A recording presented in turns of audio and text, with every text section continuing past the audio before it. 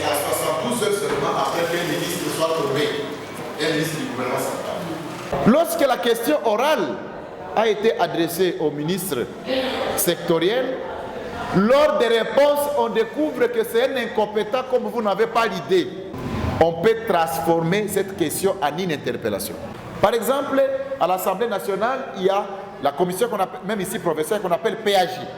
C'est-à-dire c'est la commission politique, administrative et judiciaire. C'est dans cette commission-là que les députés travaillent. Et ils se répartissent. Quand ils se présentent, il y en a qui sont de la commission socio-culturelle, il y en a qui sont de la commission défense, il y en a qui sont de la commission étrangère, diplomatie, il y a qui sont de la commission. Il y a plusieurs commissions. Mais maintenant, chaque commission est présidée par un président. Vous allez trouver qu'il y a des petites sous-commissions encore. Sous-commission des recettes provenant des douanes et assises, sous-commission par exemple provenant des droits ou des redevances. Donc vous comprenez un peu? C'est-à-dire le travail au niveau de l'Assemblée, ça monte comme ça. Et une fois que le travail est adopté au niveau de la sous-commission, ça arrive à la commission. Le troisième moyen, ce sont les moyens de mise en cause de la responsabilité du gouvernement. Question de savoir si le ministre ou un gouverneur qui refuse de démissionner, quelle peut être la suite? La question d'actualité pourrait passer aussi à une interpellation de l'autorité gouvernementale. Les députés de quelle commission peuvent inviter les ministres de la Défense? Est-ce que lorsqu'ils sont dans des commissions là-bas, ils informent leur base afin que nous ne puissions plus vivre dans cette ignorance? Merci d'abord pour l'exposé. Ça nous a vraiment édifié sur les ignorances que nous avons. Il y a les vice-premiers ministres, les ministres délégués et les ministres tout court. Alors, quelles sont les différences? Merci pour les questions et merci pour les compliments. Voilà. Refus de démissionner. Non. Vous savez pourquoi j'ai beaucoup insisté sur le rôle de l'Assemblée nationale et provinciale, les assemblées nationales et provinciales sur la question de l'investiture du gouvernement. Quand il y a une motion, la motion vous coule, vous refusez de démissionner. Mais quand il fallait vous investir, il fallait qu'il y ait quoi? Une assemblée. Ce n'est pas contradictoire. C'est simple. La loi résout ces problèmes-là. Un ministre comme le ministre de l'économie, s'il refuse de quitter le bureau, on le révoque. Alors, qui avait investi les gouverneurs par ordonnance? Le président de la République. Qui a nommé les membres du gouvernement victimes? Le président. En cas de refus, il y a la révocation. C'est-à-dire votre hiérarchie devra engager sa responsabilité maintenant. Et je ne vois pas un seul chef qui peut accepter d'aller payer les prix de quelqu'un d'autre. Il n'y a que Jésus qui a fait ça. Si le ministre ne convainc pas, à partir de ces éléments de réponse, un député ou un parlementaire peut décider de transformer ça en une interpellation. Peut-être même en prenant seulement parole, peut dire, monsieur le ministre, vous ne m'avez pas convaincu. Et comme vous ne m'avez pas convaincu, attendez dans les heures qui suivent, vous allez recevoir un moyen de contrôle. Vous devez engager votre responsabilité. John, très global, que de vous répondre de manière sectorielle. À l'article 42 du règlement intérieur de l'Assemblée nationale, les commissions sont les suivantes. 1. Ou une commission politique, administrative et juridique. 2. Commission économique, financière et contrôle budgétaire. 3. La commission sociale et culturelle. 4. Défense et sécurité. 6. Commission environnement, tourisme. 8. Commission genre, famille et enfants. Très souvent, vous voyez les ministres, vous apprenez que le vendredi, les ministres se réunissent. N'est-ce pas? Mais avant le vendredi, les ministres travaillent dans ce qu'on appelle commission interministérielle. Les députés sont supposés être où? En vacances parlementaires. C'est-à-dire les députés travaillent 3 mois.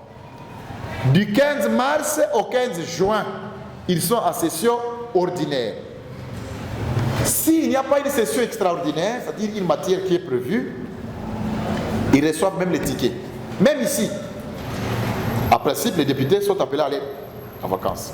Les règlements de l'Assemblée nationale, tout comme de l'Assemblée provinciale, demandent à ce que les députés passent d'une manière ininterrompue au moins 30 jours dans sa base. Sur les 3 mois-là, qu'ils passent de manière ininterrompue, c'est-à-dire au moins 30 jours qu'ils soient avec la base. Alors, qu'est-ce qu'on fait avec la base? Il y a 2 choses. On restitue tout ce qui a été fait pendant les 3 mois et on recueille aussi les problèmes qu'il y a à la base pour les ramener au niveau de l'Assemblée nationale. Tout député est appelé à rédiger un rapport de vacances parlementaires. Vous comprenez? Et ça permet au gouvernement de répondre aux problèmes de la base. Voici la catégorie des ministres qu'on a au Congo. D'abord, on a le Premier ministre, qui est le premier de tous les ministres. On l'appelle chef du gouvernement. Après lui, il y a la catégorie de vice-premier ministre. Après ça, on a des ministres d'État. Après les ministres d'État, on a les ministres délégués. Après les ministres délégués, ce sont les ministres. Après les ministres, ce sont les vice-ministres. Ça veut dire tout ceci. Tout ce monde-là est ministre. C'est maintenant la catégorisation. Et la préséance ici des ministres, c'est par rapport à l'ordre qu'il y a sur l'ordonnance. Est-ce que la question orale peut être initiée par un groupe parlementaire? Nous avons des gouverneurs non élus. Est-ce que ces gouverneurs-là, ils ont initié leur programme? Comment est-ce que vous et nous pouvons lutter à ce que ces gens-là ne puissent plus avoir de telles idées? Quand les suppléants initient une motion contre le gouvernement, et quelle sera maintenant l'attitude des titulaires qui est aussi membre du gouvernement vis-à-vis de messieurs qu'il a remplacés au niveau de l'hémicycle? La Constitution prévoit l'échéance pour nommer les remplaçants de ces derniers. Nous voulions savoir qu'en est-il de l'immunité parlementaire. Ailleurs, les députés posent des problèmes concernant leur province. Mais ici, chez nous, ici à Ituri, le plus souvent, je ne vois qu'une seule personne comme Irachan. C'est lui seul qui pose les problèmes de l'Ituri ici. Nous sommes appelés à une élection et nous n'avons que l'unique candidat. Est-ce que là, directement, on va procéder au constat que les candidats gagnent les élections, il y aura toujours élection? Merci. Le vote est nominal. C'est de la même façon que nous avons voté pour les membres du bureau, c'est de la même façon que nous avons voté pour les sénateurs, c'est de la même façon que nous avons voté pour les gouverneurs, et ce n'est pas question de oui, non. Il n'y a pas d'acclamation là-bas. Vous pouvez avoir 100%, tout comme vous pouvez avoir aussi 0%, et on l'a s'accorde. Les députés travaillent en commission. Non, Eric, vraiment je voudrais que peut-être je revienne sur ça. Il y a 2 choses. Il y a la commission. Parmi les commissions, ce sont les commissions que j'ai lues ici, et il y a ce qu'on appelle groupe parlementaire ou groupe politique. Ok? La commission, on tient justement de tous les aspects que nous avons évoqués. Les groupes parlementaires, c'est soit les membres d'un même parti, soit les membres d'un regroupement politique, ou encore les membres de 2 ou 3 partis politiques qui forment un groupe parlementaire. C'est un cadre de travail. Je peux comprendre. C'est-à-dire, lorsque par exemple on présente le budget, quand on présente le budget, chaque groupe parlementaire analyse le budget et le président et les rapporteurs sont chargés d'aller lire les observations, les critiques et les recommandations de ces groupes parlementaires, de ces groupes politiques. Presque 50% des suppléants entrent en conflit avec leurs titulaires. Ah oui, hein? Je vais vous donner un exemple simple. Ici, si vous prenez ce que je touche, mon suppléant gagne mieux que moi. Je n'ai pas honte de le dire. En termes d'argent, il gagne mieux que moi. Parce que quand vous prenez les émoluments qui viennent de Kinshasa, et vous prenez les subsides, vous mettez ensemble, il a plus d'argent que moi. Mais c'est son argent. Ah oui, je n'ai aucun accord avec lui, aucun. Mais il y a des actions politiques à mener. Mais tout ce que je peux lui demander, songer à la base. Mais nous, on a lu hier des choses terribles où un monsieur élu député, il reste ministre, il touche ses émoluments comme ministre et il touche aussi ses émoluments comme député et son suppléant ne vit que des subsides. Donc, l'attitude que je peux te dire ici, cette question n'est pas réglementée, mais j'imagine qu'il va y avoir conflit. Mais mon ami Olivier, en Ouganda, il n'y a pas la question des suppléants. Il n'y a que les députés titulaires. Les députés meurent, on rentre organiser les élections dans sa base. Groupe parlementaire, non. La question orale, c'est une question individuelle. Ça provient des députés. Le groupe parlementaire n'a rien à voir. Mais dans une interpellation, dans une motion, les groupes parlementaires sont toujours mis en contribution. Vous allez le remarquer par leur signature. État de siège, gouverneur, programme du gouvernement, non. L'état de siège, c'est un état d'exception. Il n'y a pas de programme pour ça. L'état de siège, exceptionnellement chez nous, il va faire une année. Je ne sais pas combien d'années encore ça va faire. Ça, c'est l'affaire de ceux-là qui ont mis ça. Mais c'est des histoires qui ne peuvent pas dépasser 2 mois, 3 mois. C'est pour mettre fin à la sécurité et puis on rentre dans la situation normale. Il n'y a pas de programme de gouvernement. Le seul programme là-bas, c'est la mission, c'est aller rétablir la sécurité. Point.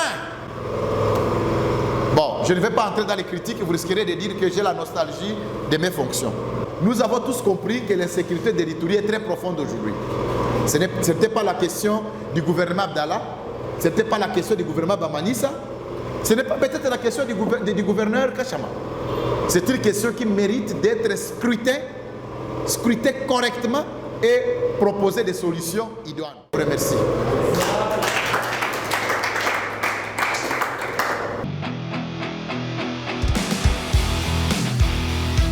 Pourquoi nous approprier cette culture parlementaire? Parce que la jeunesse iturienne vivant en ville de Bunia passe des moments difficiles où ils s'observent beaucoup de choses qui n'arrivent pas à permettre à cette jeunesse de se développer.